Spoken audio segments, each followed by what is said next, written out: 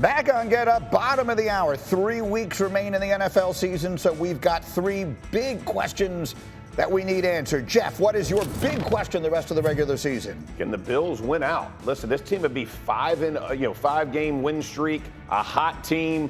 I mean, listen, I love Bills Mafia. I love this team. It would no, hurt you don't. me Not and pain as me much. because of Greeny. But other than that, I think this team is charging into the playoffs. I think they're going to close it out with 3 final games. So why is it that when Kmart and I just said exactly this, you yelled at us? Well, I just said because I'm going to have to listen to you. Not because I don't want it to happen. I want it to happen. It makes better football. But it's just a lot. It's like it's you. Kmart, what is your big question? Greeny, I just want to know if the Dolphins and Cowboys, who's going to beat a good team? Together, I think they're 1-6 against teams that are above 500. These are 2 teams that can win the Super Bowl, but they still have to answer this question. What, Jeffrey? What? What if they tie? Stop. Oh, my word. What if they Don't put tie? that in the atmosphere. Don't do it. I was Somebody about needs to ask. win.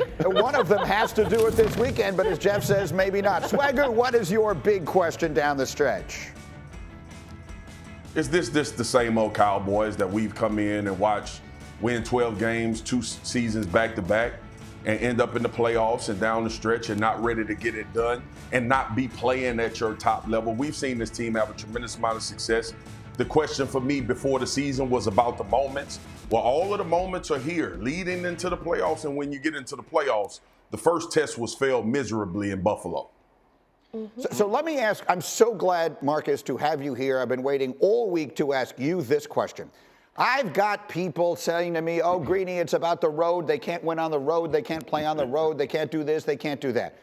To me, that game on Sunday could have been played on Jupiter, and it wouldn't have made any difference. If you're going to get beat up, if you're going to get bludgeoned at the point of attack the way they did against San Francisco and then the way they did on Sunday against Buffalo, I don't care where you play. And to me, Swagoo, I don't know that you have to tell me if that's fixable. Because if teams can just run it down their throat, if the Cowboys don't get up 14-0 when a game begins and teams can just run it down their throat, do the Cowboys have an answer? Gee, they don't have an answer. And the reason I say they don't have an answer because the 3 road games that we've seen that they've lost, they've been bludgeoned. This goes back to the Arizona Cardinals. Why don't you have this fixed by now? Like when I said the Dallas Cowboys got an issue stopping the run, right?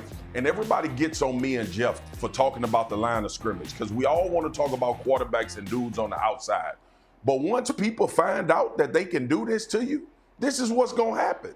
And when you look at Dallas personnel, when you look at how they're built, they're not built to play this for 4 quarters of a football game. Right. They've been fortunate that this offense, which they have to do regardless of who you're playing, has put them in situations that's advantageous to who they are personnel-wise defensively, but also mentality-wise. But the Buffalo Bills and Joe Brady said, yo, we don't care. We don't care about the stars on your side of the ball. We don't care that you're coming off a win against Philadelphia.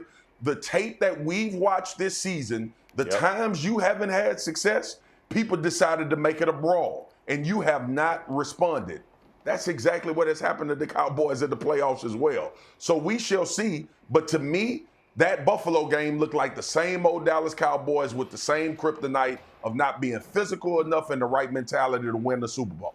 I think that's exactly right. And Jeff, the comparison that gets made here often, candidly, by me is your old Indianapolis teams, which is you were built because you had the great quarterback and you had the great offense, and then you had the 2 pass rushes, right? Freeney and Mathis, and they're going to let them lose the whole game. But if that game is tied, or God help us, we're losing in the 3rd quarter, all of a sudden that strength becomes a weakness. You tell me, because this is something you lived for a decade. Yeah, I will tell you, in the year that we won the Super Bowl and went to the Super Bowl and ended up losing to the Saints, what ends up happening is you have to create by scheme from a defense to be able to bull yourself up against the run. So whether it's a run stunt, whether it's blitz, run heavy blitz packages, whatever that kind of stuff can be, they're going to have to find a way, because the answer for them, even in Buffalo when they put 8 men in the box, there was a 50% success rate with a lot of guys in the box. And so now they're going to go face this Miami Dolphin team, who, by the way, I'm pretty sure Mike McDaniel was in San Francisco and controlled the run game there for many years. So don't think it's going to look different. So Dallas is going to have to answer to Swagoo's point.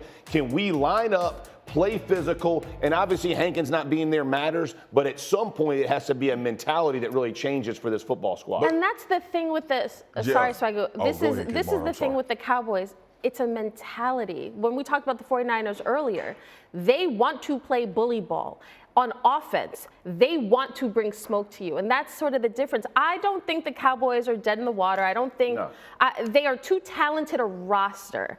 I think the answers are in their locker room, but they just see against good teams. I don't know on the road, I don't know what's going to change for them. I really don't. Final word, Marcus. Put a ribbon on it for me. This is never, look, I get very leery about when people call teams soft, right? Like, I played in the NFL. When you play in the National Football League and you actually play, you ain't soft. That can't be a part of your makeup. The schematic build of the Dallas Cowboys is more of my concern. And Jeff knows this. Like, when you look at the way that they play defense, the personnel that they put on the field, it's not built to stop the run. Right. And smart offensive coordinators know that. They know that you can put Dallas in a bind by how they look on the field. So that issue, I don't know if you fix that before you get to the Super Bowl, whether that's add more players or whatever. But it's a concern for real, for real. 100%. Listen, it's not about being soft. It's about everything has strengths and weaknesses. This is not their strength. No. And if it becomes, if you can exploit it, it becomes a significant weakness. Let me say this. Real If quick. you look at last year, the Eagles had a problem in the internal part. They ended up signing 2 guys off the street that made significant contributions. The Cowboys could still do the same. Go get some run dogs, put them in the middle, and let them play. I'm telling you, it makes it different when you control the inside part of that pocket. Mike, last week you said that George's frustrations weren't productive and that's something you wanted to change. You had a conversation with him. How did you feel like he responded in the game on Saturday? I thought he was better, but still has obviously room for continued improvement.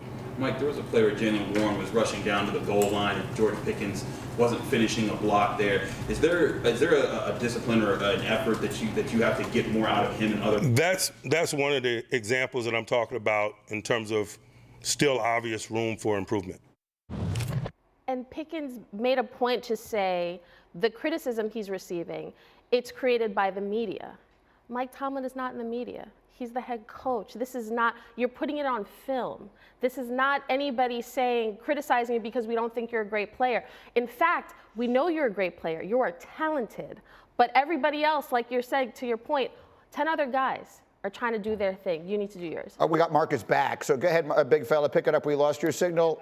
Oh, we don't have him yet. I'm so sorry. We will have him back in a moment. So anyway, look, the bottom line of it is this. People will look at it and they will say of the coach, because this came up when Rex was here the other day, and they will say, if this is repeatedly happening on the team, that speaks to the coach. It says something about the coach, about whether you're either coaching it or you're allowing it or whatever the standard cliches are. How does this reflect? You have a roster of 53 guys that you picked before the season, and you can make some adjustments through the season. The reality is, if he wants to make adjustments, it will have to be after the season. They have receivers. They have to run on the field. They got to play them. That you can't do anything about it right now, right? But to think that this is Tomlin allowing this is not him allowing it. This is him being forced to deal with it until a better time comes. You actually made a point in our meeting this morning that is just coming back to me, where you said people who think that the coaches establish a culture of that sort of thing have it wrong. Yeah, absolutely. Listen, I played for Tony Dungy, who's in the Hall of Fame. I played for Jim Caldwell. I played for Jim Mora.